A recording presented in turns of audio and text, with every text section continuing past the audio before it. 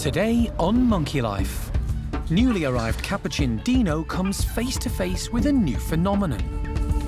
Flirty females. Obviously, he's a bit wary. I think it's new. We don't know that he's met females in the past. Elderly Gibbon Ella proves a worry. Over recent months, we have become a little bit concerned about her eyesight, and we now believe that she actually has cataracts. And woolly monkey Paulo begins to make his mark as the newly promoted dominant male.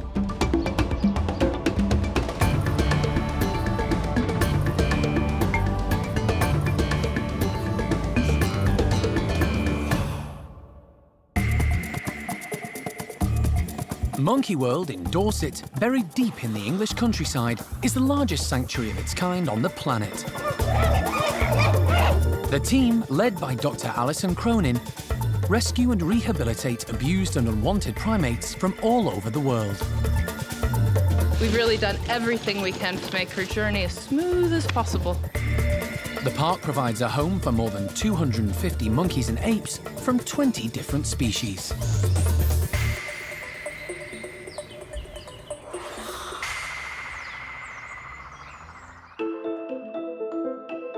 The arrival of newly rescued primates at the park often heralds a change in group dynamics. It's important that newcomers make friends and fit in well with other, more established residents. Male Capuchin monkey Dino, who was rescued from the pet trade, is one such recent arrival. He's palled up with another male, Winslow, who had been ousted from his group, and they're now living together. Capuchins are highly strung monkeys. Getting them to form happy and settled groups can be difficult. But the primate care team's hope for Dino and Winslow is that they form a new group of their own. Today, they're going to meet some possible long-term companions, and they're all females. Maggie, Maddie, Sophia, and Ginger have all been living as low-rankers in Tao's group. The team think they'll do better with some new males, so it's up to Dino and Winslow to win them over. This morning, the girls were separated from their old group and moved together to the boys' home. They've done remarkably well. They calmed down very quickly in the house and they seem very relaxed and settled. They just seem to be enjoying being in their little subgroup now where they haven't got to worry a bit about being low-ranking animals like they were in Tao's group. With both the girls and the boys settled, it's time for their first group date.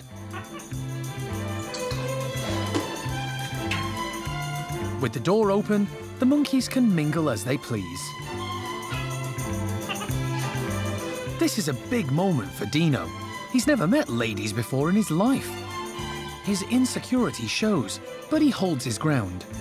Obviously, he's a bit wary. I think it's new. We don't know that he's met females in the past, so it's quite interesting. Obviously, he needs a new sort of set of social skills to what he needed when he met Winslow for the first time. Dino needs to call on his social skills straight away. He's not sure what Ginger and Maddie are trying to tell him. Ginger's approach is a little full-on, while, to help him out, Maddie indulges in a little flirting behaviour. Capuchins are expert flirters. Raising their eyebrows and making submissive gestures could get them a long way in the dating game. It's gone well enough for the care team to encourage the Capuchins to go into the outside enclosure. These feisty and intelligent monkeys have a complex social system, so having a bit of space should hopefully help ease the process. Unlike Dino, Winslow's used to female companionship. He makes the most of it, and Maggie is the beneficiary. A big concern we had was whether introducing the females would affect the dynamic between Winslow and Dino, but their relationship seems to be fairly settled. Winslow is in charge and Dino sort of is below him, but it seems to be working at the moment. Hopefully they will continue that way. The tricky process of forming a new Capuchin group has got off to a good start, and life for Dino is looking up. It's very early on in the introduction at the moment, but touch wood, so far everything's been really good. There's been a lot of positive interaction between the males and females. Everyone seems to be getting on okay. Obviously, we know what capuchins are like. They can be very highly strung, and it doesn't take a lot to make one turn on someone else, so we will continue to monitor them very, very closely, and hopefully they'll all settle down. It's not just the capuchins who've been moving around at the park. During the last few weeks, there have been lots of changes for the park's woolly monkeys too. Chippy has moved to become dominant male at Oscar's former group, leaving young adult male Paulo to step into his extremely large shoes as new leader of the barn woolies. Paulo was born at the park in 2007. The son of Levar, he wasn't fed by his mum Kuna, and for the first 6 months of his life was hand-reared by Alison and keeper Mike. He's grown up with brilliant male role models to learn from. First, when a youngster, from Bueno, and more recently, Chippy. He's certainly beginning to look the part. It's all still relatively new for the group. They have started to settle a little bit. Paulo is starting to grow into his role. It's going to take a little bit of time for him to fully develop into it. He has got a lot to learn. He's kind of been an immature teenager before now, so he's got a big step up to do, but hopefully he's going to embrace the challenge.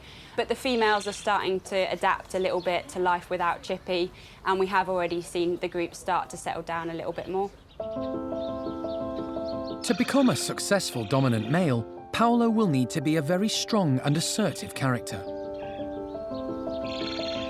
He'll have to gain the trust of the females and show he's there to protect and look after them. Any disputes or squabbles, and Paulo will have to take charge to make sure nothing escalates out of control. He's always been a very confident character within the group, but because of his past and his history of being hand-reared, he's obviously had to kind of have a bit of a crash course in his social skills and how he deals with the rest of the group. But he has developed very, very well. He is a very big and very impressive male now.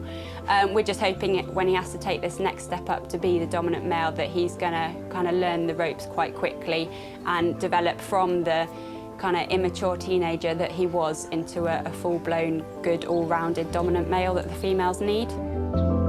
There are two females in this group, Pakaya and Yurima. Yurima is one of the more sensitive woolies at the park and can be nervous in new situations. She'll need time to adapt to Paulo being the dominant male. But for the two youngsters, Eva and Oriana, and baby Carlos, there should be no such problems. He's absolutely brilliant with the youngsters and the babies in the group. He's very patient, very gentle with them, and because he's still kind of full of energy and really playful himself, he does enjoy getting involved in a play session. So the two youngsters, Carlos and Oriana, in this group absolutely adore him. So that's obviously really good, and it's nice for the females to be able to trust him with their youngsters as well. It's going to be a steep learning curve for the young adult, but staff are hoping that, given time, he'll grasp the opportunity and make a great success of his new role.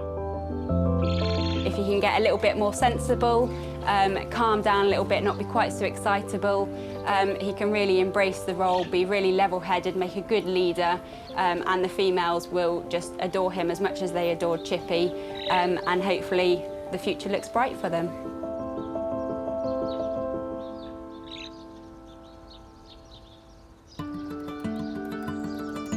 But at one of the Gibbon houses, life is anything but bright for La Gibbon Ella. In fact, it's decidedly cloudy. Ella lives with male Muller's Gibbon, Fox. It's unlikely, but it works so well. They are very close and affectionate. They both are very happy towards each other and very happy with each other's company. They really do make the most of every day. But although they enjoy life together, the primate care team have noticed the female half of this duo is experiencing problems. Before coming to the park 14 years ago, Ella lived a very different life. She arrived with a long list of medical conditions, from a circus via Kaliningrad Zoo. With care, she recovered well. But she's now nearly 30, and staff have noticed a number of changes in her. She's an old lady. She likes to lie around in the sunshine and just take life at a bit of an easier pace. Over recent months, however, we have become a little bit concerned about her eyesight, and we now believe that she actually has cataracts. Sometimes we see when we do something like this where we've actually got quite a small treat in our hands and we hold it out to Ella, sometimes like there you can see she doesn't quite seem to see it. Other times she seems to quite easily see where the treat is and put her hand straight to it. We think that that's actually depending on the light. Often with cataracts you'll find that in really bright sunny conditions it actually appears to make the eyesight worse and much harder for them to be able to see things clearly. Ella, you missed it. There you go. And when it's actually a little bit duller, it's much easier for them to see.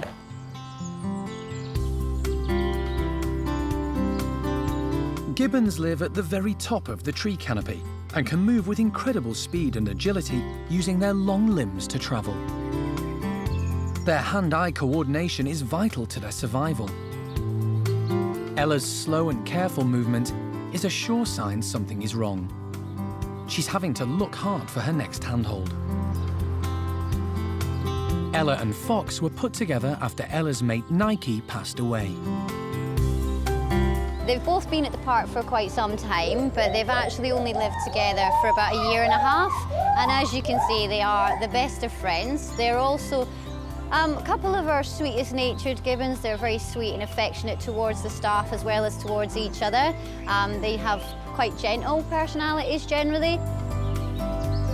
The care team are determined to do their best for elderly Ella and are seeking medical help for her eye condition. It's possible she might be able to have a cataract operation, although at her age, an anaesthetic could be a big risk. For the moment, Ella is just about coping, but the keepers will be carefully monitoring her progress over the coming days and weeks.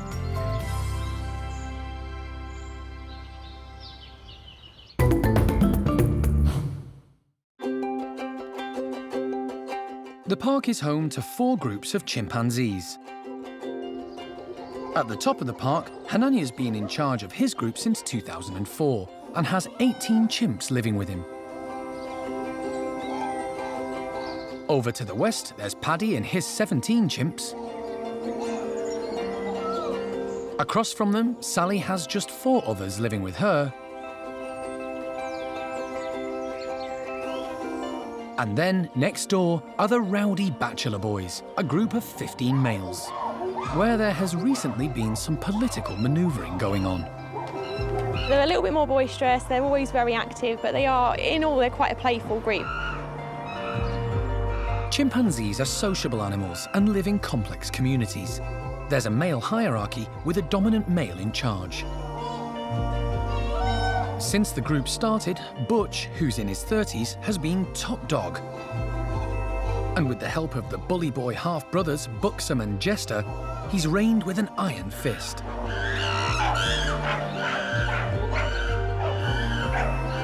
A chimp can only become leader with the support of others, and Butch wouldn't have succeeded or held on to his position without his henchmen. He has a bit of a temper, he likes things to be done a certain way, he likes things to be done his way. He's more of a bully leader. All dominant males have their own leadership style. Getting to the top of the tree is often down to brains or brawn, but a strong political streak is also important. At the Bachelors in the past year, the leadership has been in question. Butch seems to have stepped down from his position, which is understandable. He is getting a little bit older. It's a lot of responsibility.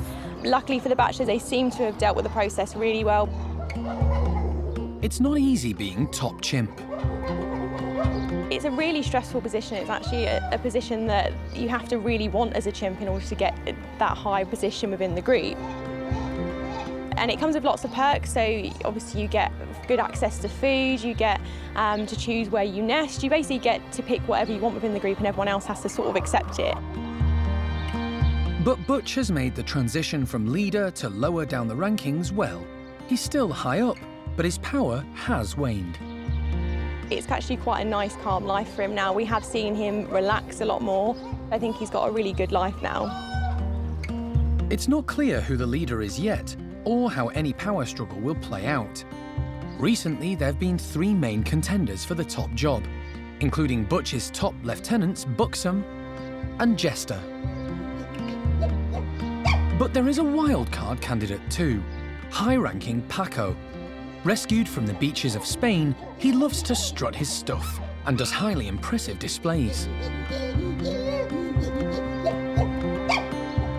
But some of the money's on Jester pipping the others to the post.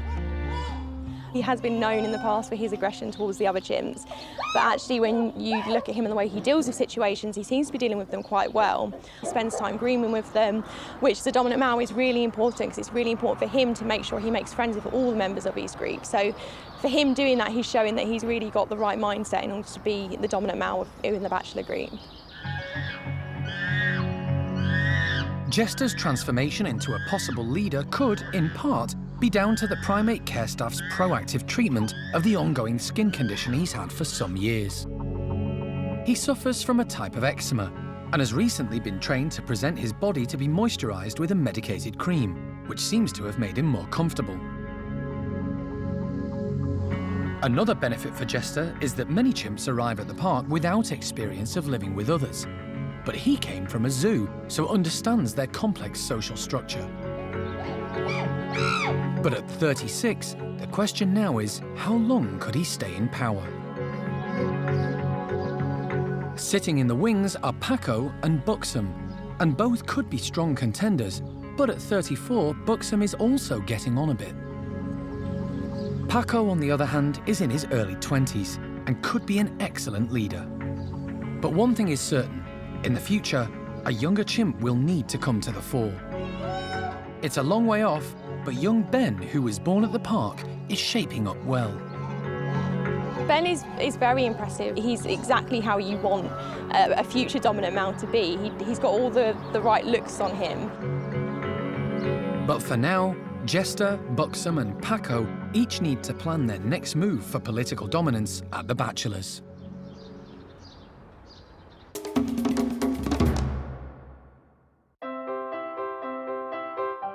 The park is home to 3 groups of orangutans, each with 1 adult male.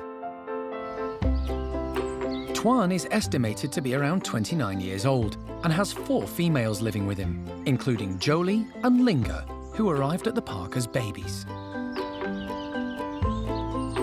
At the other end of the park is 19-year-old Gordon with his 3 ladies. And then there's the nursery group, including 11-year-old Kai, who's beginning to outgrow it. He's a gentle and friendly orangutan who was born at the park to mum Hsiao-Quai. She's a great mum, and he was the first orangutan born at the park to be reared by his mother. Kai now has 2 younger siblings, 7-year-old brother Jin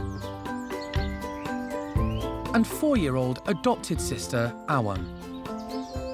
Alison and the primate care team who work with the orangs have a great deal of affection for Kai.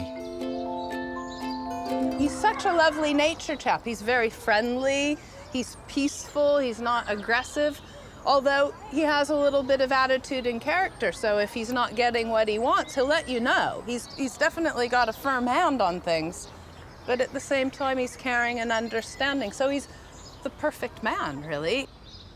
Kai has a great life at the park and has enjoyed living in the nursery group with his mum, siblings and 4 other orangutans. But he didn't always live in this group. He and his mum did live with Gordon and a few other adults, and you know, that was perhaps a good upbringing for him as a youngster. And then when he moved back to the orangutan nursery, when he became a rival, if you will, for Gordon, he then met Joly and Lingga and established a good bond and relationship with them. Joly and Lingga both arrived at the park, which is the European creche for orphaned orangutans, not long after birth, and grew up here. Both were rejected by their mums. In their early years, they bonded well with Kai. Kai spent quite a few years actually interacting, playing, rolling around in a heap with Joly and Lingga. They know each other extremely well. But as a maturing male, Kai can't stay in the nursery group for much longer, and the staff have been working hard to find a more suitable home for him. And now they have. Soon he'll be leaving along with his friends Joly and Lingga. The trio will be moving more than 1,000 miles away to a safari park in Spain, where they'll start a new group together. All three are Bornean orangutans and part of the European breeding program, which oversees the care and management of this critically endangered species. In Spain, Kai can start his own family and contribute to the success of the program. Both Joly and Lingga are forces to contend with, and probably two of the more dominant ladies by nature that we have here at the park in terms of our orangutans. And yeah, I think Kai's going to have his hands full if he thinks he's going to be in charge. As a rescue centre, the park doesn't say goodbye to animals very often, and it won't be easy for the team when the time comes for them to leave. All I can say is that I'm, very proud of the orangutans, which sounds silly, but Kai has grown up into an absolutely beautiful young man. Joly and Lingga are just wonderful and fun and nice. So the three who have grown up together over the years are perfectly set up to come together and be that new small group of orangutans in Spain. So it's now time for us to bite the bullet. It's never a good time or an easy time. Nobody's really happy about it, but it's what's right for Kai, Joly, and Lingga.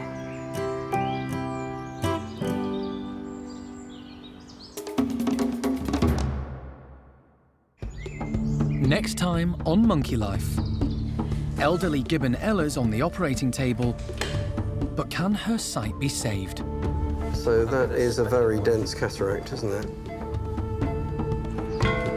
And the squirrel monkey and saki enclosure gets a makeover.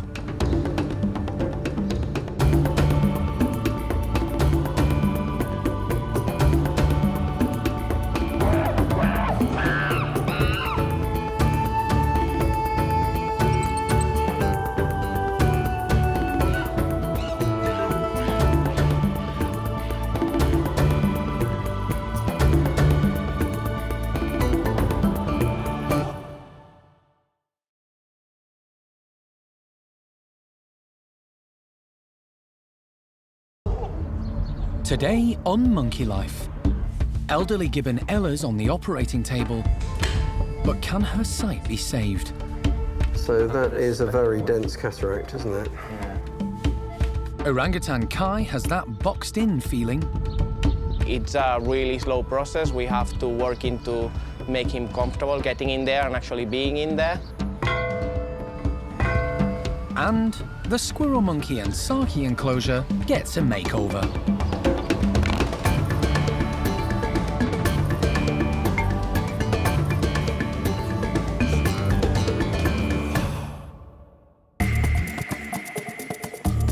Monkey World in Dorset, buried deep in the English countryside, is the largest sanctuary of its kind on the planet. The team, led by Dr. Alison Cronin, rescue and rehabilitate abused and unwanted primates from all over the world. Nothing's ever straightforward on these. The park provides a home for more than 250 monkeys and apes from 20 different species.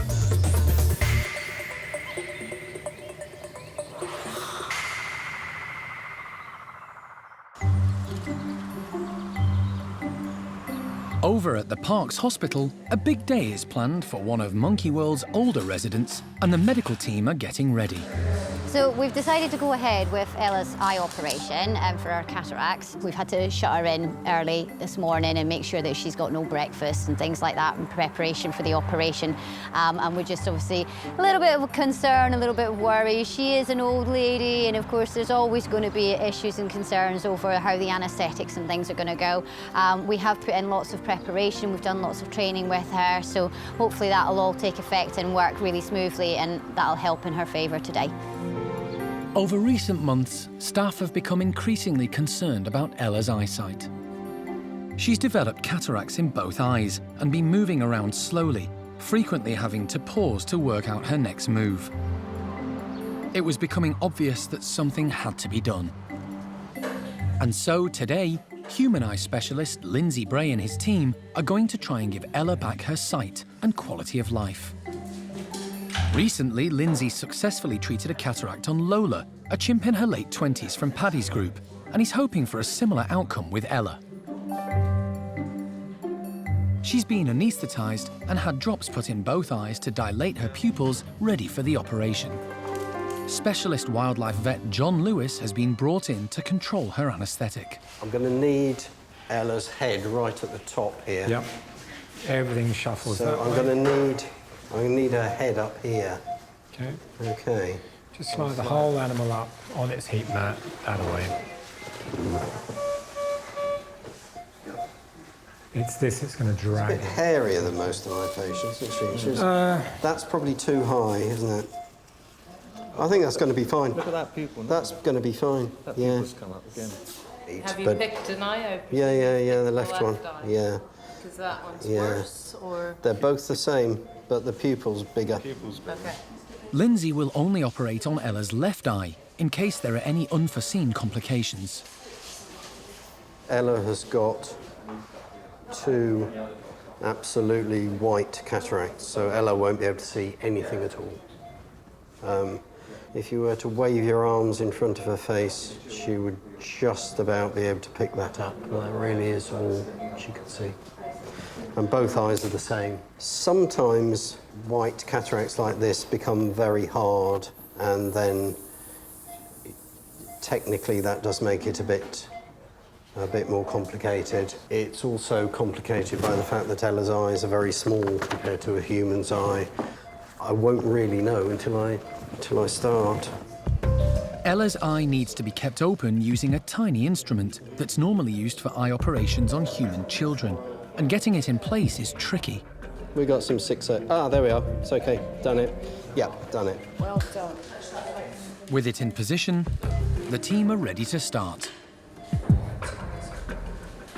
So that is a very dense cataract, isn't it? Yeah. Lights down, yes, please. We'll do it from the top then. Well, that's a small eye, isn't it? In order to remove the front of the lens, Lindsay uses a blue dye to stain it, which makes it easier to see what he's doing. Drop some here, please, Jared. Thank you.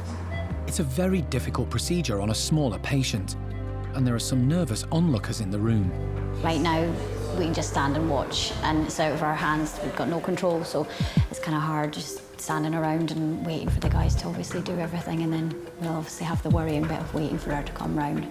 So kind of really nervous at the moment and worried. Just got to wait and see what happens, really. And as the operation continues, things don't get any easier for the medical team. Okay, now we're going to have to adjust her head again in a minute, I think. This access is so awkward, isn't it? Awkward, yeah. It's because everything's so small, that's the tricky bit. You know.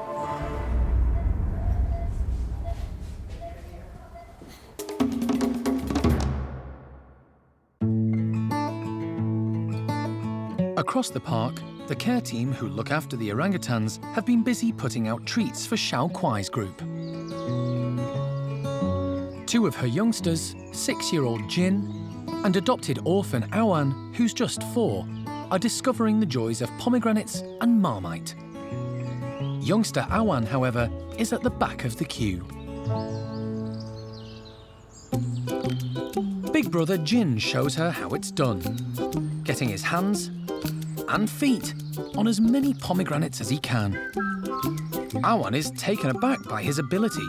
He's obviously done this before.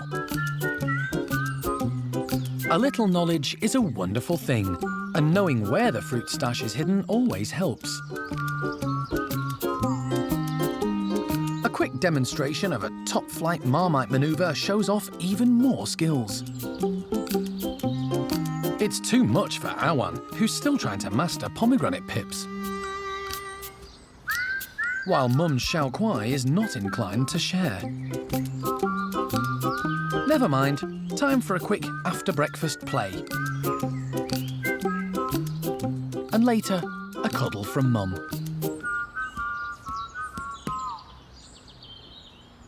While Awan has been picking up tips outside, indoors, big brother Kai is having lessons of his own.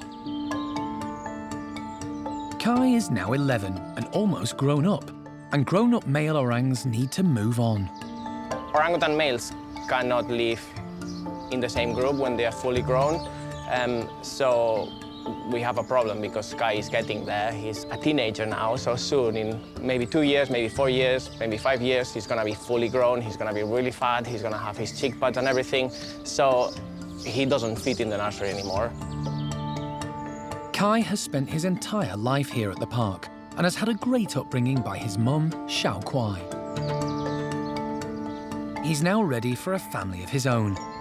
And in Spain, a zoo has just built a new house and island enclosure for orangutans. And the plan is for Kai to go there. Hey, handsome boy! To avoid having to dart him or even use anesthetics with him, we're training him to move into a box. This is a travel crate and it's quite a small box, it's quite dark inside, so it's a really slow process. We have to work into make him comfortable getting in there and actually being in there. The secret of the training is to reward Kai with food. Take a bed. This box is a box of fun. He gets raisins, he gets food that he normally doesn't get, different kinds of nuts. He gets a drink of milk sometimes, so it's also a surprise. So he's quite motivated to go in the box to see what happens to him because we make sure it's only really nice stuff that happens in here. The fact that Kai is happy to be inside the crate is good news. It means he won't need an anaesthetic when he travels. But Kai won't be going on his own. Lingga and Joly, who grew up with him in the nursery, will be going too. Moving with these two girls, there will be no need for him to go through introductions. They know each other very well, they've grown up together, and they're also not fully grown, so they will be moving now as teenagers, so they will be probably a play group in there, and with time they will become a really nice family group. Kai will probably become a really nice, fully grown male for these two ladies as well. Though it might be good for the teenage orangs, it's a big wrench for the team. It's really nice that he's gonna go, but it's really sad for us. We've been living with him practically every day for the last few years, and Kai is one of those characters that everyone loves Kai.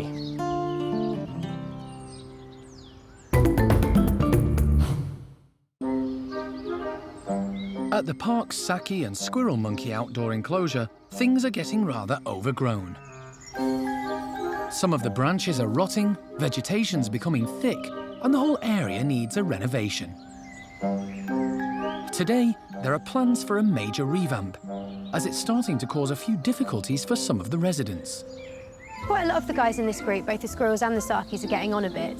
3 of our female squirrel monkeys are all sort of quite old, and the sakis too are both sort of fairly elderly. So we need to bear that in mind when we are rebranching, that we're, putting down nice, easy routes. It's not going to be too difficult for them to move about. The refit will particularly benefit elderly Jethro and Chloe, who've lately been finding it harder to get around. Chloe recently arrived at the park, and a key concern for Jethro is that he has enough room to avoid her when he wants some time to himself. Jethro does sort of like her, but he gets a bit sort of perplexed by her. So if she's sat anywhere in the way in the enclosure, he gets quite sort of nervous about moving past her. So we're also rebranching, giving him extra routes around the enclosure, so he hasn't got to get so sort of frustrated and nervous when he's trying to move past his lady. Once done, the residents will have easier access to all areas. And the nimble squirrel monkeys have their own requirements too. They're a lot more agile, so with those guys we don't have to worry so much about thicker branches. We can use a lot of the hosing and the thinner branches, and we can run that up a lot higher as well, so we're going to have sort of 2 levels so they can get up nice and high. With such a big job on their hands, the maintenance team and primate care staff are getting together for the home renovations. And while they take place, the monkeys are waiting indoors, looking forward to the grand unveiling. They're finding it a bit frustrating, but it should be well worth the wait. After a lot of hard work, the transformation is complete. And it's time for the monkeys to give the revamped enclosure the once-over. Even senior citizen Jethro shows a sudden turn of speed. And they all seem pleased with the results of the facelift. Jethro was a little bit cautious to begin with. You know, he's an older man, so when his environment changes, he has to take a minute to kind of think about what's happened. But once he sort of figured it out, he sort of made his way around the branching, just sort of checking that we'd done it properly and that he could move around okay and that it was supporting him. While Jethro enjoys a good nose about, doting Chloe, who has always enjoyed being outside, happily follows after him. Chloe as well has multiple places she can sort of sit where she's close enough to Jethro that she can keep an eye on him, which is where she sort of likes to be. But Jethro's also able to move around without having to worry if Chloe gets in his way. Revamp or not, one of the group is less enthusiastic. Recent arrival Azzy is a bit unsure and will need to pluck up more courage before heading out. Even though we'd revamped the enclosure for her, she wasn't a bit grateful and she did still hang back in the bedrooms, which is where she does prefer to be. But before long, she musters her mettle and heads outside to check out the home improvements. Although not venturing far, at least she's out, and the other squirrel monkeys are keen to show her how much fun their upgraded environment can be.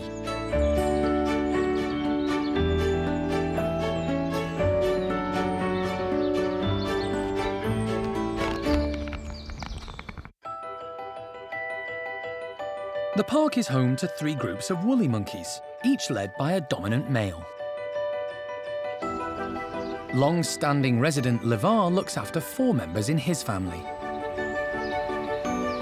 Chippy, who's been at the park since 2010, has recently been moved to a new household of 6, which includes the park's newest addition, 4-week-old baby Olivia. And then there's Paulo. Born at the park in 2007, he's now in charge of Chippy's old group. The family includes Urima and her daughter Ava and son Carlos, along with Pakaya and her daughter Oriana. Today, Paulo's group are getting their usual breakfast of fruit and nuts, but they're going to have to work for it. The primate care staff have filled bottles with straw as well as the healthy breakfast, and are putting them around the enclosure for these intelligent monkeys to find. It's a great activity to mimic natural foraging behaviour. Paulo's first out, and the hunt is on for the breakfast buffet. Pakaya has already found 2 bottles, and she's not sharing with anybody, even daughter Oriana.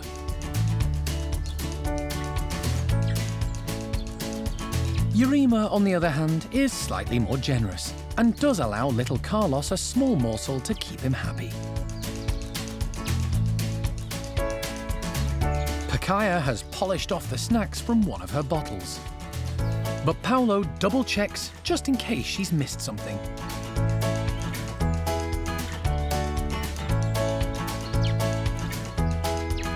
Ava keeps an eye on her younger brother Carlos as he hides in the undergrowth with his bottle.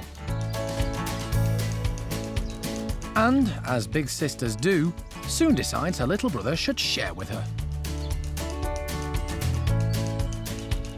Pakaya just can't get enough of all this breakfast in a bottle. But she can't get to every bottle first, and new dominant male Paulo finds one for himself.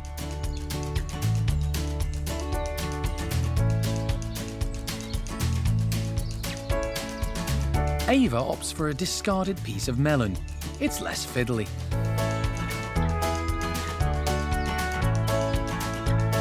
And once the bottles are empty, it's time for a bit of foraging in the undergrowth.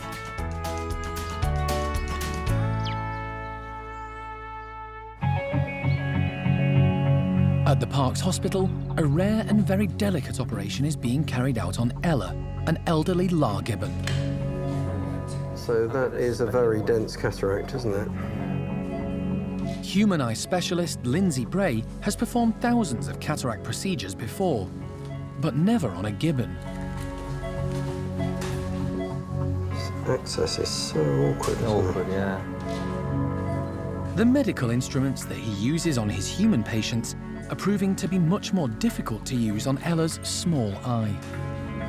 John, what we've got going on here is what in humans is called Bell's phenomenon. So the eye is tilting up underneath the top lid. You need it deeper. Yeah. Because Ella is an old lady, vet John Lewis has used a light anaesthetic, but this has caused the pupil of her eye to not fully relax, and it's making things difficult for Lindsay. Try the simple way first. If that doesn't work, we'll try something else. Okay. When the anaesthetic's quite light, the eye tends to drift right up underneath the top lid, and I can't get access to it to do the operation. And with Ella's eye being so small anyway, it's tilted right up, and a deeper anaesthetic just makes that relax, and then I should be able to get access again. So we're just going to see if that's done enough. Just, tell me when you think, John. Have a look now. We have to watch that eye, so it's very high. With Ella's eye now relaxed, Lindsay removes a small circle of the outer lens, which will later be replaced with an implant. He then gets to work breaking up the cataract. I'm just releasing it. I'm separating it from the capsule. And now you're going to... Now I'm going to use ultrasound here. Okay. But before he can start, he encounters a new set of problems. Ooh. The head's gradually falling over to the left. Yeah. We've got to somehow stabilise her head a bit. What's happening here is that bund is that coming out? Was coming out to the right. So now if we get her head propped up from that left side, is that better? We'll see. Finally, Lindsay can get to work on the cataract. A phaco machine sends ultrasonic waves into the cataract, breaking it up into small pieces. These are then sucked up through a small probe. It's very difficult to rotate it. Yeah. But the advanced cataract is proving tough to break down. Head's gradually going. Is it? Yeah. Very, very tricky. I might just see if it aspirates. Yeah. At last, Lindsay manages to clear the cataract. Okay, right, so we need more heel on it, please. More heel on. Unbelievably difficult. It was a very dense cataract. The main problem was just getting access to the eye to do the operation. That's what's been the problem. I've just got to put the lens in and put a stitch in it. That's what an implant looks like. So it's got a lens in the middle and two little loops, a loop either side. And the loops just support the lens in the eye. The lens is rolled up and inserted using an injector through the tiny incision at the top of the eye. Once inside, it's unravelled and placed in position. Just one stitch is all that's needed to finish up. That's in. Yeah. Okay, right then, we're done. Done. Phew. Cool. That was very difficult. Right, well, that's just about as hard a cataract as it's possible to do. That is difficult, yeah. Ella is transferred to a travelling crate, where she will come round from the anaesthetic. For Lindsay, it's been a challenging but rewarding day. There was nothing difficult about the eye or the cataract. The difficulty was the access and the fact that the head kept slipping off, and just technically it was difficult to see what I was doing. That was the only problem. But it's gone fine. She should be seeing better within a couple of days or so. Yeah. With the demanding operation a success, the team can at last breathe a sigh of relief. But now they must wait for Ella to fully come round from the anaesthetic, and it'll be a few days before they know if the operation has been a success.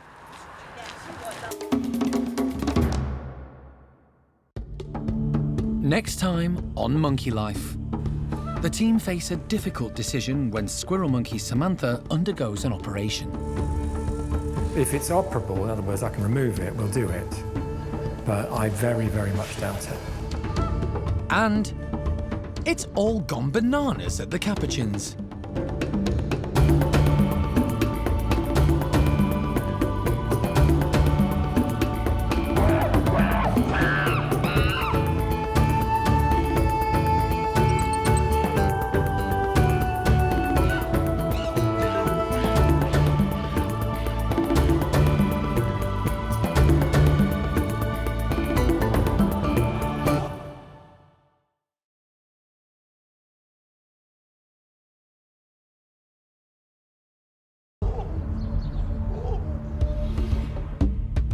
Today on Monkey Life, squirrel monkey Samantha undergoes a full health check, but there's a problem. She has a large mass in the posterior part of her abdomen, I mean, about the size of my thumb.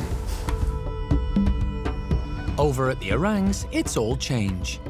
It's time for Kai to go. I'm gonna miss him a lot because I've been working with him most of the time.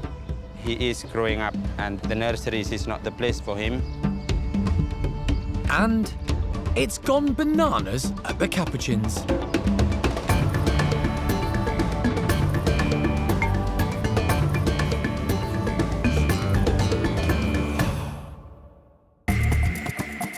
Monkey World in Dorset, buried deep in the English countryside, is the largest sanctuary of its kind on the planet. The team, led by Dr. Alison Cronin, rescue and rehabilitate abused and unwanted primates from all over the world. They're all going to have a chance to live proper lives again.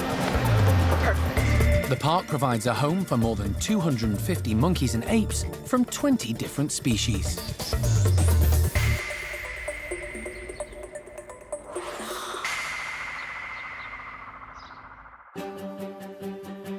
For the park's care team, keeping an eye on the health and welfare of so many different primates is a full-on job, especially considering the tragic background of some individuals. Each of the 20 species has their own dietary requirements, and many of the animals need daily supplements and vitamins. Each individual is closely monitored. Over the last few months, the team has been regularly checking elderly squirrel monkey Samantha. She's lost a lot of weight, and they want to get to the bottom of what's causing it. Okay, let's go and get Samantha and then start from there. Yeah. Specialist wildlife vet John Lewis has been called in to investigate. Well, we're going to start the morning looking at an old squirrel monkey. She's an old girl, and she's just losing weight very slowly, no obvious reason, so we're going to anaesthetise her, examine her, take blood samples from her to see if we can identify why. And it's every chance it's old age, but nonetheless we should rule out anything more sinister or anything we can actually treat. Samantha was rescued from West Sussex in 2009, where she was living in appalling conditions in a caravan on a run-down farm. She was estimated to be 14 years of age at the time. She's quite a character, and at times can be a little feisty. And although she gets on well with the park's other 4 squirrel monkeys, she's low ranking. Now in her early 20s, she's the old lady of the group.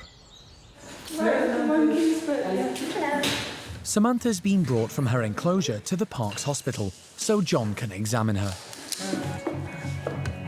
But first, she needs to be anaesthetised, and for that, they need the help of the primate care staff and Jeremy.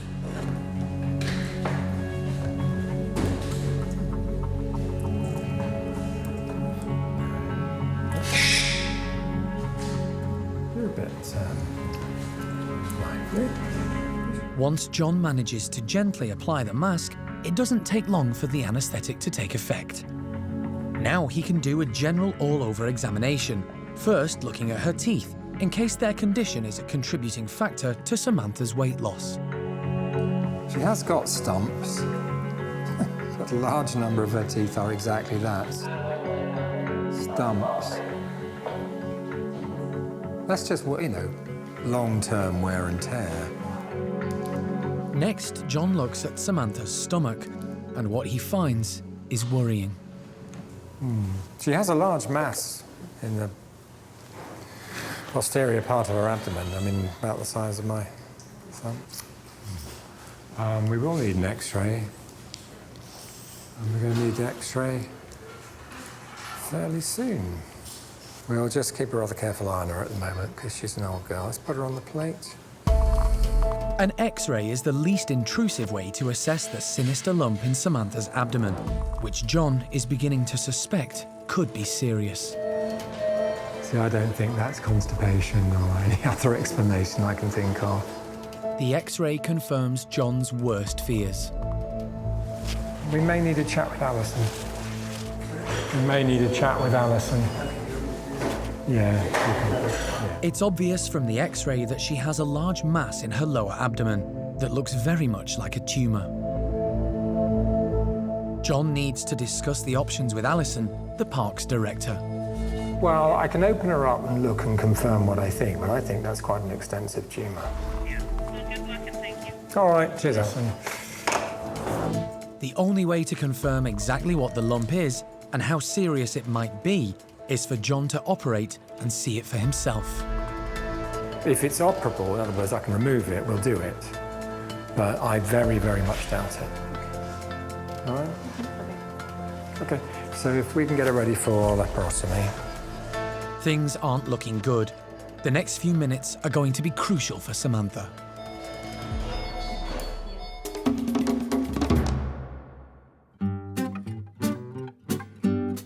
It's a sunny summer's afternoon, and at the Stumpy enclosure, some of the park's less lively residents are about to have lunch. Today we're down at the Stumptown Macaque House and we're giving them corn on the cob stalks. Come on, everyone! All the primates actually really quite like corn on the cob, and because it's like this, they have to work a bit harder, they have to manipulate the food as opposed to just being given an already stripped corn on the cob. It's a bit more interesting for them. The Stumpies are curious to see what's on offer and head in Karen's direction. Hey, Don! Coming over? But they're not known for their turn of speed or for challenging their leader when it comes to food. The hierarchy at the top is very secure. Sam is our dominant male, and Kelly is his number 2, his dominant female, and then Noreen is number 3. Then we have Sylvie and Charlie, who place 4 and 5. 6 and 7 are John and Maureen. And then right down at the bottom is lovely Flo. Flo's the newest but actually the oldest Stumpy we have. And I don't think she really cares about being higher up in the hierarchy. She's quite content. Flo, on this one. Bloop. Flo is a relative newcomer to the group and the lowest ranking, so Karen keeps a special eye on her to make sure she gets enough to eat. The higher up the ranking, the better the access to food, and top female Kelly has choice pickings, but she's gone for the leafy stalk. To make sure all the Stumpies get their fair share, Karen has spread corn all around the enclosure, and every individual soon finds a sample and tucks in. Jonathan tackles a whole cob, while Noreen decides she'd like a takeaway. The actual corn is the tastiest bit, so they will eat that bit first. They don't tend to eat the stalk, but they will eat pretty much everything else. If we leave this in here for the rest of the day, we'll come back and it'll be pretty much gone. They make the most of anything. Stumpies are notoriously greedy, particularly this group. Most of the Stumpies are former laboratory monkeys and lived very inactive lives in small cages before coming to the park. Now, with a healthy diet, they're in much better shape, but their baggy bellies are a reminder of their previous lives. Today, just as Karen predicted, they chow down on the corn until every last morsel is munched. They've all come out, they've all had some, which has been great. I think they've all enjoyed it, and it's a bit of a mess in there to clean up later.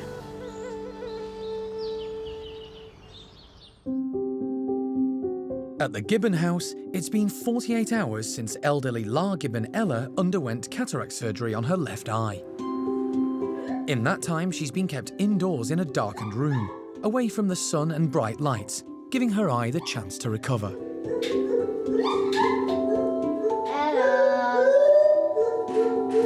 Staff have been monitoring her carefully. It's only been 2 days, but already they've noticed a remarkable change in Ella. Ella's eyesight is definitely way better than it was. We can see an instant improvement in her. So previous to the operation, over the last month or two, her eyesight has been very, very poor. So when we've tried to hand her perhaps a food item, you would see her hand kind of just waving around. It wouldn't go directly to your hand. But this morning, even something as small as a raisin you're offering, and she's going straight to it. It's an amazing transformation. And Ella's doing so well, Kat's decided she can go outside for the first time. It's a cloudy day, perfect conditions to test out her new eyesight.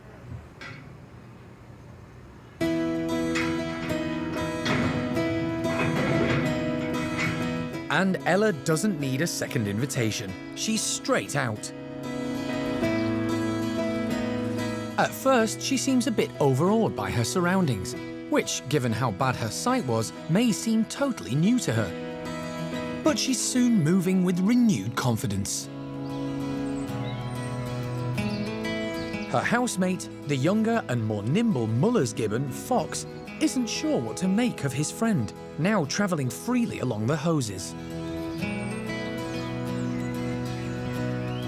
She's been very slow and very sluggish when she's moving, and obviously that's because she's been very careful putting her hands out, stretching, trying to find the furniture before she puts her weight on it. Now she's like, yeah, I'm moving, I'm going where I want to go. She's looking strong, she's looking a lot fitter and more energetic, and yeah, she looks brighter in her face and everything, so it's definitely been a huge success. And food isn't a problem either. Ella's able to easily pick out her favourite bits of fruit. Every step of the process is a worry, and you're always just want to see them back where they belong, moving in their natural environment, eating and drinking and stuff like that, and that's when you can stop worrying. And now we've got a successful story. We've got a happy Ella, we've achieved what we wanted to with the operation, and yeah, it's fantastic.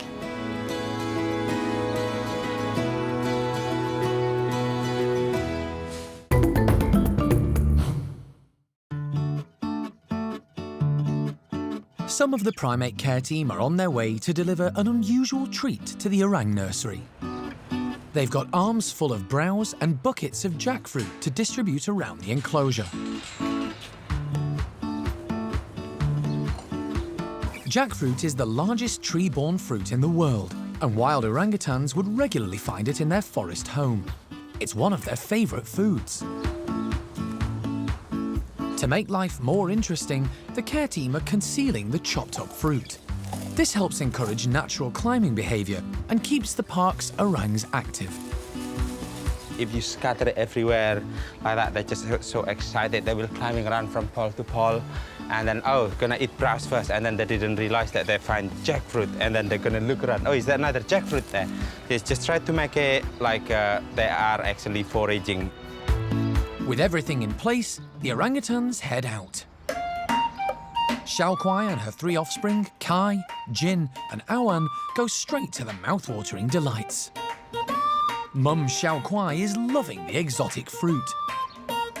There's plenty for everyone, and they split up to get the goodies. But leaves just aren't as delicious as jackfruit.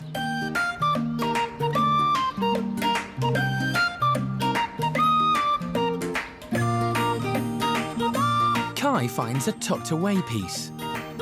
It's the first time he's had the fruit, and he gives it a good sniff to check it's okay, before deciding this is a real treat. He's the reason the group are getting this delicacy. He doesn't know it, but today is his last day at the park, and that's why the care staff have provided this special treat. Kai was born at the park to Mum Hsiao-Quai, but he's now 11 years old and gaining maturity. He can't go on living with his mum and siblings. Instead, he needs to lead his own gang of girls, and that's why tomorrow he'll be heading to Spain to start a new group of his own. And 2 of the park's young females, Joly and Lingga, will be going with him. They're currently living in a neighbouring group. As it's their last day too, they're also enjoying a bit of a treat. Instead of jackfruit, they're having ice lollies. And Lingga licks up every last drop. But for now, they're all totally unaware of the big trip ahead. And back at Kai's group, he's getting to spend quality time with his family, enjoying the special fruit delivery. His sister Awan is sure there's something hidden in the feeder and is determined to get it, as she's the only one with a small enough hand. Jin, the middle sibling, hoovers up on the ground. And Awan's determination pays off, and she gets a little reward. They've been a happy trio, and there's no doubt they'll miss Kai. But they're not the only ones. I'm gonna miss him a lot, because I've been working with him most of the time. It's time for Kai to go, and even if like Jin, Hsiao-Quai, Mum, and Awan gonna be sort of upset, but you know, we're looking at the positive thing that he is growing up male, and he's 11 years old, and this is not the place. The nursery is not the place for him. Kai is a great favourite, but in the wild he would already be living an independent life, so it's time for him to go. And a new and exciting future awaits him in Spain.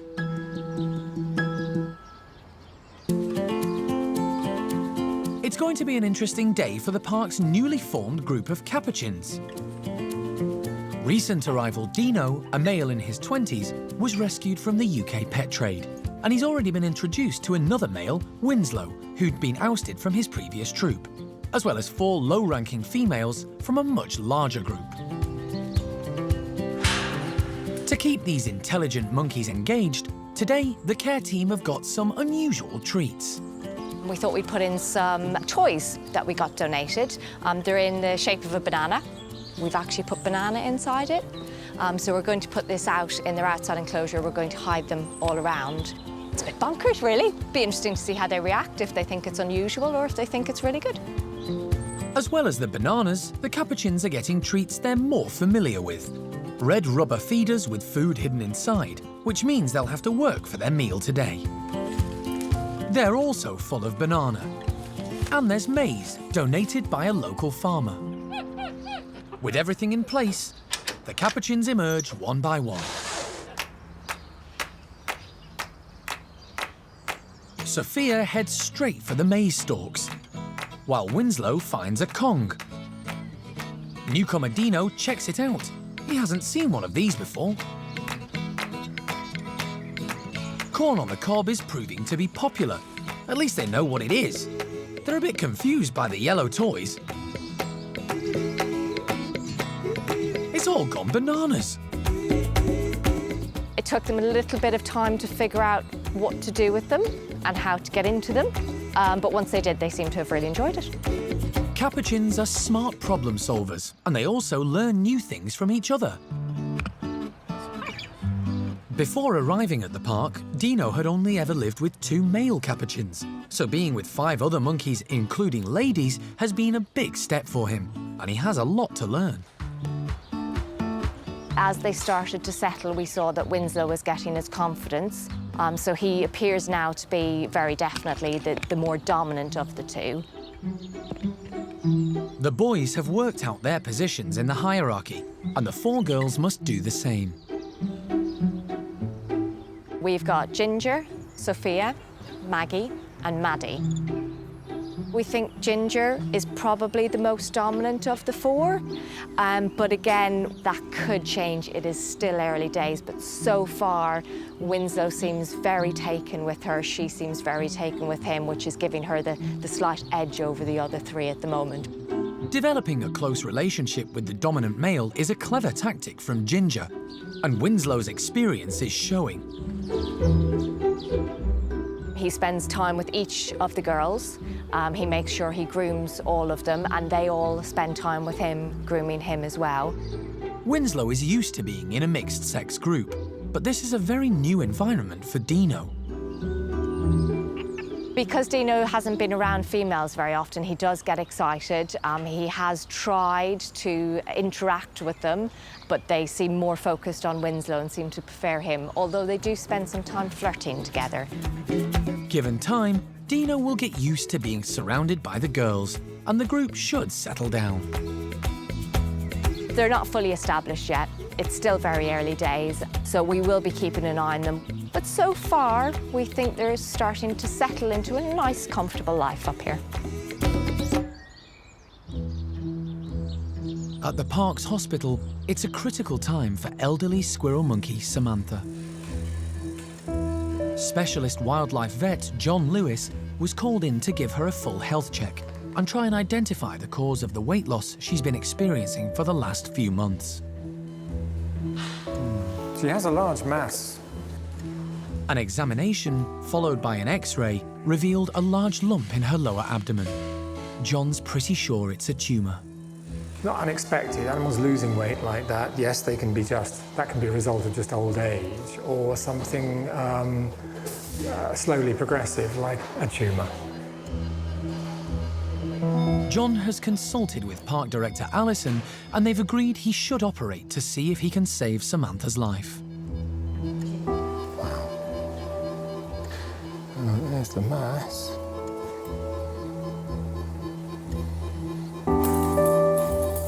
That's a tumour, Jeremy. And I would say that was a uterine tumour. And it's huge. And it goes right down to the cervix.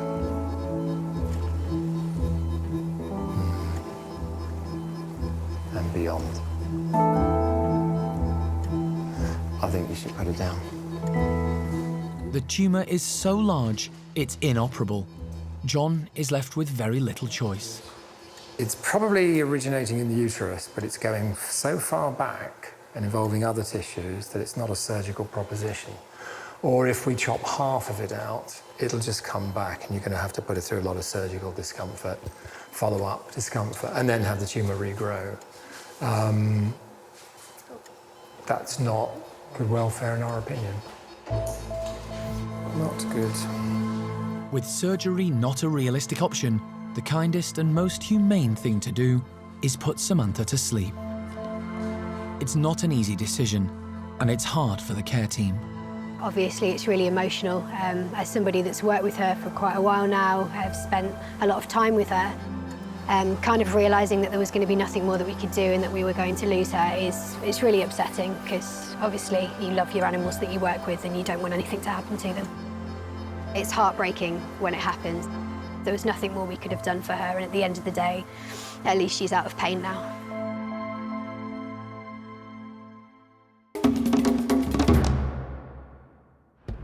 Next time on Monkey Life. Orangutans Kai, Joly and Lingga are on the move, heading for a new life in Spain. All good now. The ladies have calmed down nicely. They're facing each other and can chat. And I think as soon as they hit the road, Kai will settle down as well. And treats for the lemurs. They've got them licked.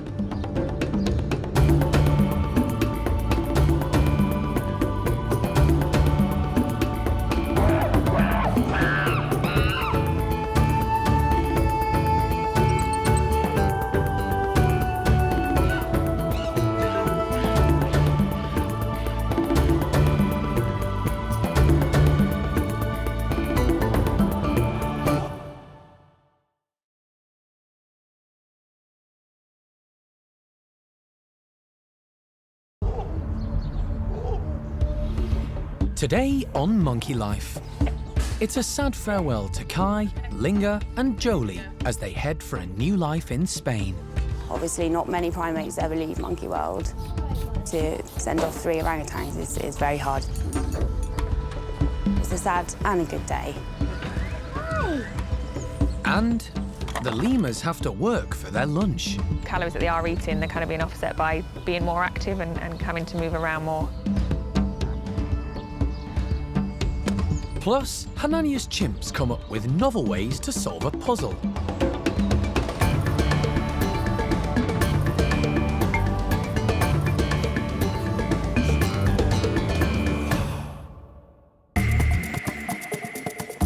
Monkey World in Dorset, buried deep in the English countryside, is the largest sanctuary of its kind on the planet. The team, led by Dr. Alison Cronin, rescue and rehabilitate abused and unwanted primates from all over the world. Smells a bit macaque in there, but yeah, we're good. The park provides a home for more than 250 monkeys and apes from 20 different species.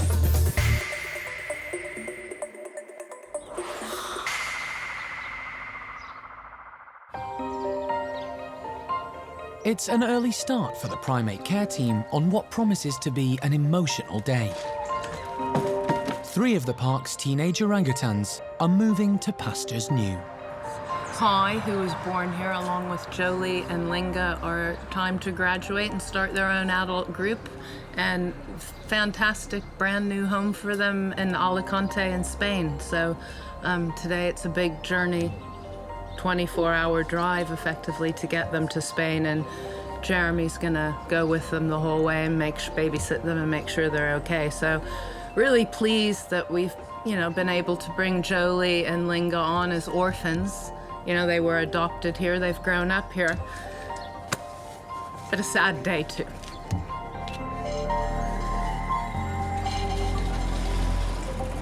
And it's going to be a tiring one too.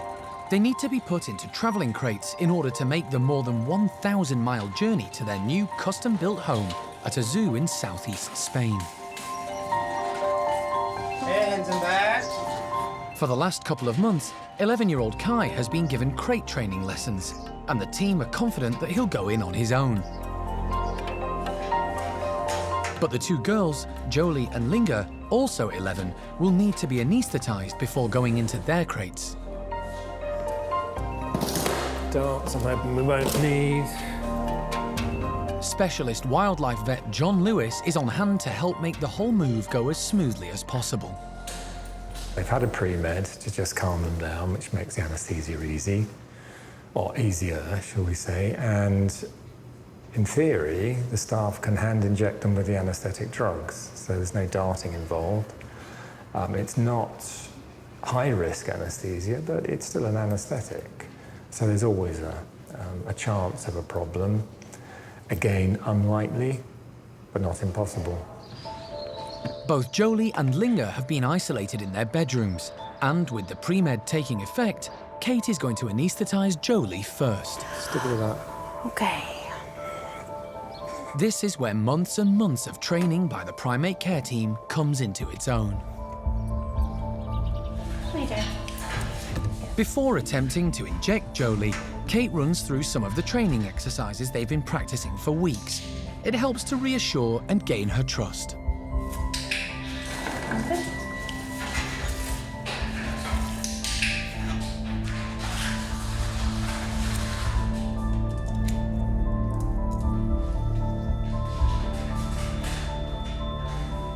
Good gal.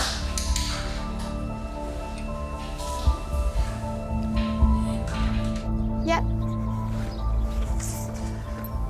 Great, that's what we do want here.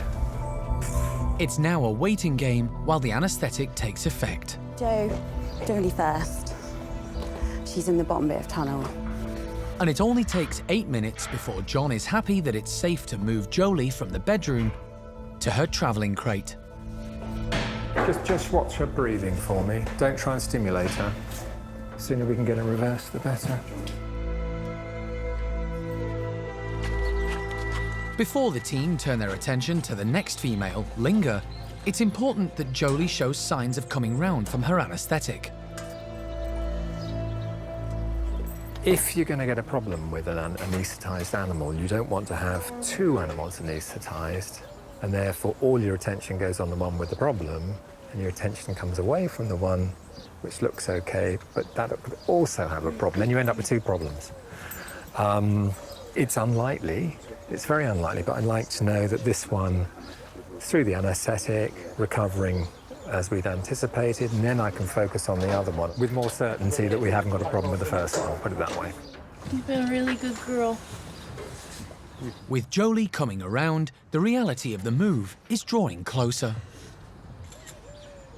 Obviously, not many primates ever leave monkey world, so to send off 3 orangutans is very hard, especially for the keepers that have been working with them for a long time.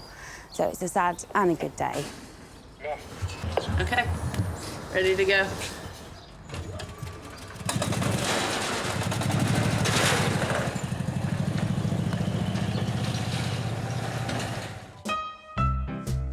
Every day, huge quantities of food are prepared for more than 250 primates who live at the park. Each of the 20 species have different diets, and the care staff spend hours preparing and delivering their meals.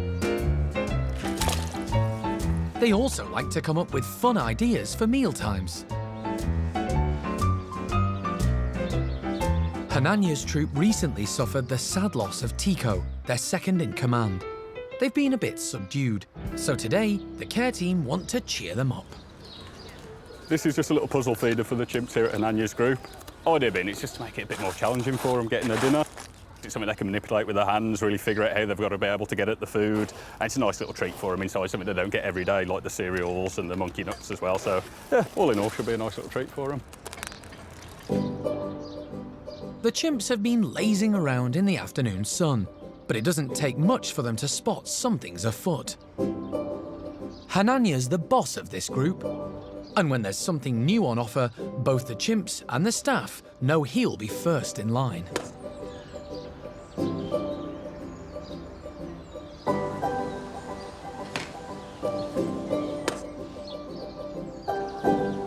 The group have never had these cubes before and give them a good shake to see what's inside. But can they step up to the challenge and get the goodies out? It's not looking very promising. Cookie and Valerie don't know where to start. Maybe Thelma, the youngest member of the group, can show the grown-ups how to do it. Low-ranking Zeynep is empty-handed and still searching for a cube, while higher-ranking Honey's technique of holding one in her feet is reaping rewards. The chimps all have different ways of trying to get to the food. As for Hananya, he's busy hoovering up the spilled pieces. So Johnny steals his cube from right under his nose. But he's totally unfazed. Finally, it's Zeynep's turn. And she's got this sorted. Simply tear open the corner, tip up, and help yourself to the treats inside. Thelma's still not had any luck, so she's now trying the bounce and shake method. Getting the rewards may require some patience, which Kiki seems to have. She's using a tool, requiring an expert level of hand and eye coordination. But even after making the stick thinner to fit, she still has no success. It's not easy, and for some, it's become a little frustrating. A squabble breaks out with top female Cherry and low ranker Patricia at its centre. But leader Hananya acts immediately and puts everyone back in their place. As quickly as things exploded, they quietened down again. Some of the chimps check on Patricia, and Hananya reassures Cherry, who's comforting her youngster Thelma. Then he checks on Patricia too. It's everything a good dominant male should do, and it has the required effect, bringing calm to the enclosure. So much so that little Thelma decides the cubes are overrated and heads off with Uncle Shamak for a game of football.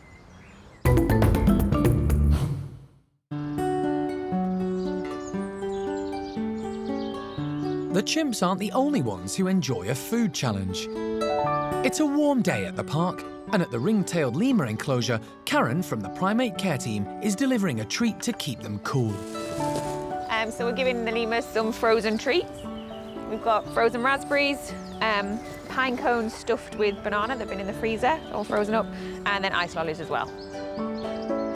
Enrichment is crucial for captive animals. Without it, they could get very bored very quickly.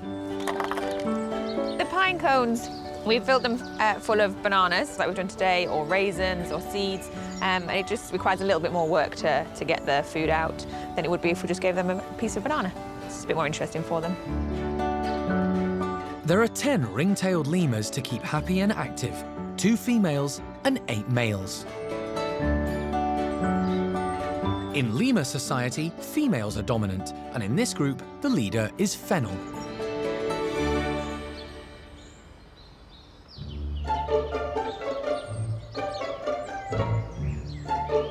As soon as the lemurs spot the frozen delights, they begin to investigate and soon start to tuck in. Friedrich licks an ice lolly, but it's going to take a while to get to the grapes inside. Adventurous Kurt searches the tunnel for Tucker, finding raspberries and banana-stuffed pine cones. Himal enthusiastically laps up the frozen banana, and Kurt has snaffled a cone from the tunnel to enjoy in the sunshine. Some of our guys have got a little belly, so we also need to make sure that the stuff we're giving them, if it's food-based, isn't too high in calories. So the ice lollies are really good because they're just cordial and like 1 grape per ice lolly. Raspberries are really low calorie, so they're good. Bananas is more calories in it, but it's such a small amount per pine cone. And by making them do more things to get to it, to go up high, to climb around more, calories that they are eating being offset by being more active and having to move around more to get them. Banana pine cones, definitely the favourite. I'm sure the ice lollies will be good once they've melted away completely and there's just grapes left, and they'll probably like them.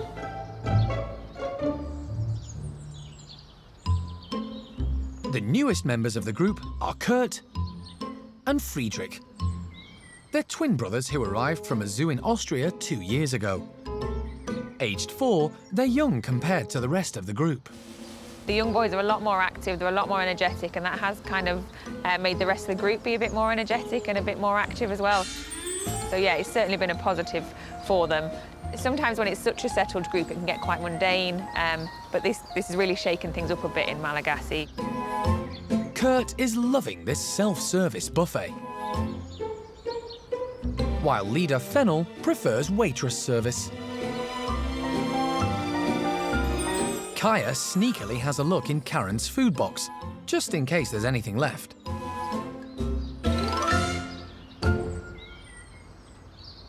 With the frozen fruit exhausted, it's time to lap up the sun. And if that's not warm enough, a lemur huddle is the next best thing.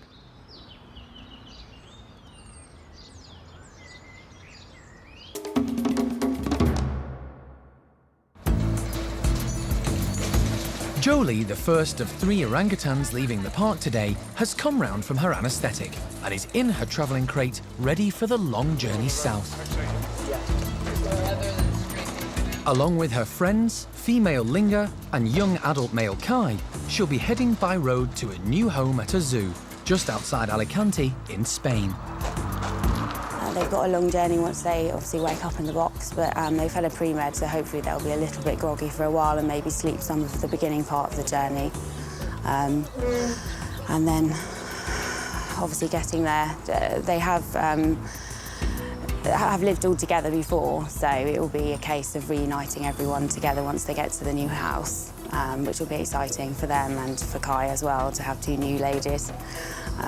But yeah, they're both all quite feisty characters, so I'm sure they get on like a house on fire.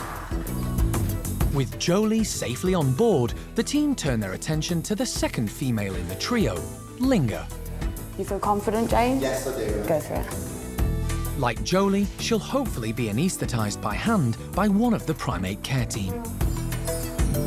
James is doing her because he's been training her, so. Shoulder. Yeah. Lingga knows and trusts James, so the injection is straightforward. Once vet John Lewis is happy she's anaesthetised, they can then put her into her crate and then concentrate on Kai, the final member of the group. But although James has successfully injected Lingga, the drug's taking time to work. Lingga's a fighter. She's fighting the anaesthetic, but then of course she's just seen her mate sort of taken out of the building, so the adrenaline will be pumping. So I'm quite happy, though. I mean, usually this is a ropey situation, but John Lewis is right with her the whole way, so. Stretcher. The anaesthetic is taking effect, but John still isn't happy she's fully under and doesn't want to take the risk of carrying her outside on a stretcher in case she wakes up. To be on the safe side, the team bring the travelling crate into the bedroom This way they can put Lingga safely inside and also top up her anaesthetic if needs be. Finally, John gives the all clear for Lingga to be taken outside, ready to join Joly. I'm good to lift? Yep. Lingga coming and going has been a struggle to get in and out of boxes. But then it's fair enough, she watched Joly go in and she got carted off in the van. I'm really pleased though, they're gonna be able to sit facing each other the entire journey, even reach out and touch each other. So hopefully that'll be okay. She's so topped up with drugs right now, she won't even remember what's happening right now, I don't think. So really hopeful she'll be quite peaceful on the journey. All right, one more to go. Hello, darling. With Lingga about to be loaded onto the van, the team now have to turn their full attention to Kai.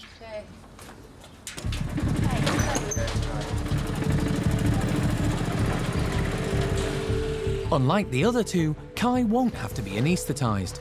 Over the last few months, the team have been training him to walk into his travelling crate. Come over here, fella. Yeah, he's here, okay. Nice one, James. Good, well done, James. Awesome, there's a lot. Good boy, Kai. Well done, guys. You were absolutely brilliant. Yeah, nice job, guys. Good boy. Kai just walked into the box, routine as usual. Door's shut and he's on his way to a new future in Spain, so much nicer for him. You know, the ladies were a little bit more of a struggle. It's so, yeah, still really hard. This is it.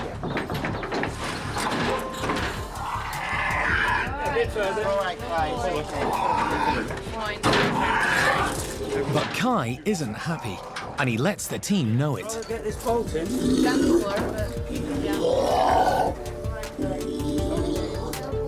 Jeremy needs a bit of time to completely secure the crate for the journey, so the team try and reassure the young male orang. Good boy, good boy. But Kai isn't convinced. Weighing in at nearly 60 kilos, he's very strong and powerful. The team need him to calm down before they can move the crate again.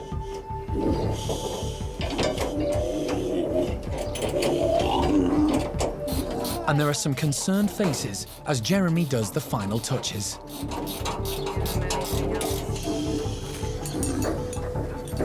What do you reckon? Heavier than the girls, Kai's crate is transported by forklift truck to the van. Tip it a bit further.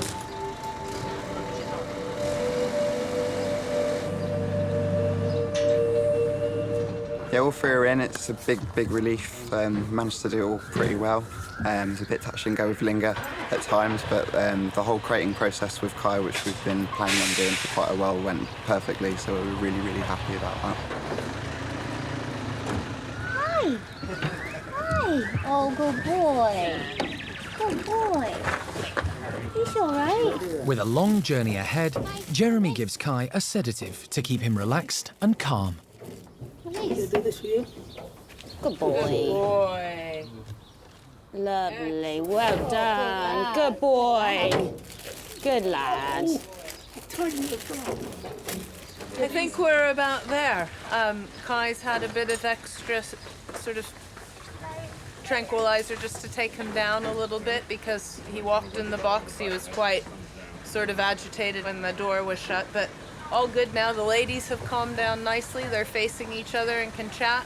They've had breakfast, and I think as soon as they hit the road, Kyle settled down as well. So pretty happy, just making sure that all of the supplies are secured into position because, you know, it's a 24-hour journey ahead of them. So we've got a lot of supplies on board. I think we've got everything though. Really hard thing to do to send them off, but it's time. It's time for them to go and start their own group.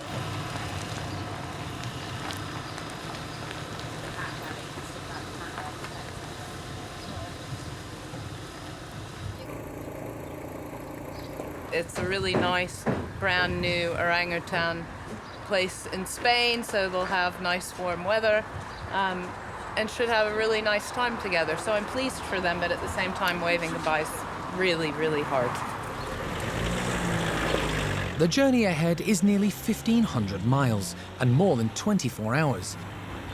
But waiting for Kai, Joly and Lingga is a new home and a new life together.